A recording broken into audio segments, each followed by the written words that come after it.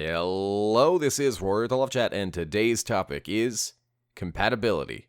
Now, this is video number 251. If you have a question you'd like for me to consider featuring on the channel, please write it in a comment below, and if you enjoy my videos, I'd be so very grateful if you just watch, and if you like it enough, subscribe and hit like. And if you would like coaching on your situation, I do offer personal one-on-one coaching. Just visit my website, thelovechat.net/coaching, and take 15% off using the code TLC2020.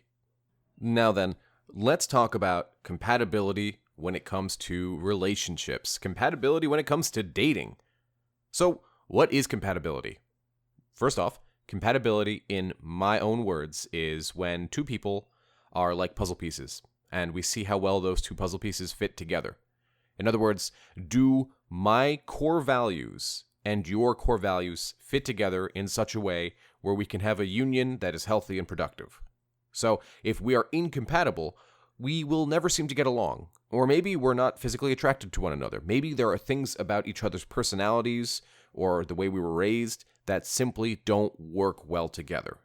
So when we are compatible, it goes really well. But when we're not, you're noticing all these different sorts of fights or things that maybe don't even really matter. But why don't we go ahead and cover some of these compatibility issues and see if maybe along the way we can learn a few things that maybe we hadn't considered previously. So, the first thing I consider is productive argument. Can you and your partner, or you and your prospective partner, whenever you argue or disagree, tackle the problem rather than tackling each other? So many people have this tendency to think of it as you versus me, rather than us versus the problem. And this can be so hard because when you're in the issue, when you're in the argument or whatever it might be, the disagreement, or maybe even the accidental hurting of feelings, it can be so challenging to say, well, you're the one that made me feel this way, and so you're the problem. When really it's just an educational opportunity. Hey, here's what you did, here's why it upset me, and here's what we can do about it. So the core takeaway is that if you and the person that you're dating or thinking about dating can have productive arguments, us versus the problem, then you're probably really compatible in that way. Now, the next thing is, of course, overlapping interests. Do my interests overlap with yours? Do we have compatible interests? If I'm interested in video games and you're interested in sports, maybe a good way to bond would be to play sports video games. But it's not even just that they have to overlap or be super compatible. It's more, do I have an open mind about your interests? Do I want to take time out of my day doing things I might like to do with my free time and instead invest them in yours and see, well, let's see what you have going on here. Yeah, you know what? I would like to try rock climbing. Sure, let's go to that cooking class. That's really what it comes down to. A willingness to have fun and to try new things. But that's a two-way street. The person I'm dating must also be interested in things that I like. But it's not so important that you enjoy them, rather that you had an open mind to at least try them. The next important thing, and arguably the most important thing, is that you both are able to take responsibility when it's your fault, when it's your doing. If you said something to make the other person upset, rather than getting up in arms about how they shouldn't be upset about that thing, rather apologize and say, look, educate me, teach me how I cannot do this to you again in the future. For me, one of the sexiest things a person can do is be accountable, right? Show me that you understand what you did, and show me that you're taking steps to make sure it won't happen again. Because if somebody does that to me, I'll have endless patience with them. And in return, it's my responsibility to make sure that I work on myself to where I can do the same for them, should the issue arise. Next on the list is, you just don't want them to change. You like them exactly as they are. Now, we're not talking about little stuff, like it annoys you the way they pick their teeth after dinner. I don't know. Pick an example. It doesn't matter. But we're not talking tiny stuff. We're talking big things. If you don't want them to change, you want them exactly as they are. That is a wonderful sign of compatibility. That means you look at them and you understand, I really enjoy this person because of who they are, and if they changed, then I wouldn't enjoy them. They wouldn't be the same person. Next on the list is a rather obvious one, but I feel like some people overlook it anyway, so I'm going to just go ahead and say it. You enjoy spending time apart. It's not the most important thing in the world that you need to spend every moment together. Sometimes, learning the true value of a person comes from when you spend time apart, and you're able to say, hey, this is really, really nice. I needed this recharge time. And I wasn't getting tired of the other person, but I understand that we need to have balance in the relationship in order for it to work. Now, if somebody in the relationship is unable to give you balance, they might not be compatible with you. There's going to be days where you get out of bed and you just don't even want to see another human being, let alone your romantic partner.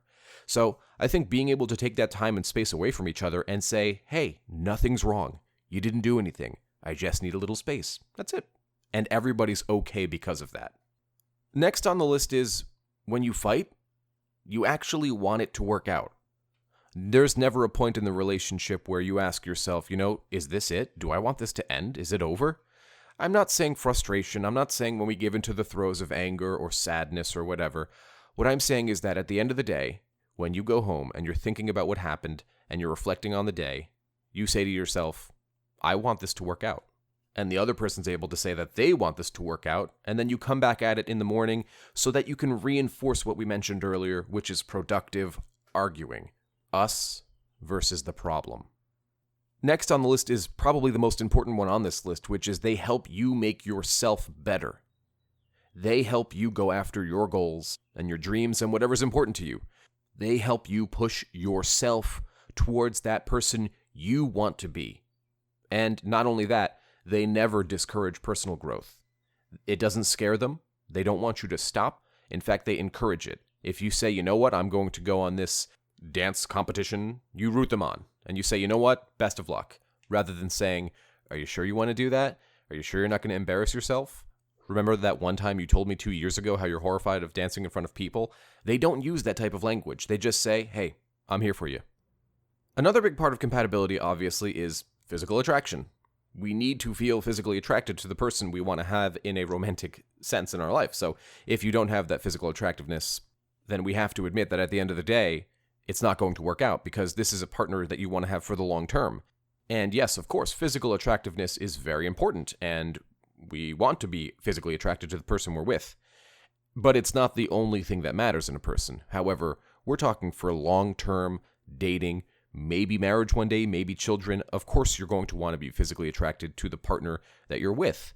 Now, a lot of people have come to me and they said, but I don't find myself to be very physically attractive. And I have two things to say to that. First off, you are your own biggest critic. I do not know of a person who looks at themselves in the mirror and goes, I love the way I look all day, every day. No, we are our own biggest critics. Of course we're going to beat ourselves up. But the other thing is that beauty is in the eye of the beholder. Different people will find different things to be attractive, different combinations of different features. And so for you to say that every person on earth doesn't find you attractive simply because you don't find yourself attractive is just selfish. And next on the list is my personal favorite. Neither of you take each other too seriously. Folks, in order for there to be long-standing, powerful love, there's got to be fun. And if the relationship is not fun, if you guys take each other too seriously, there's not going to be a happy, healthy relationship.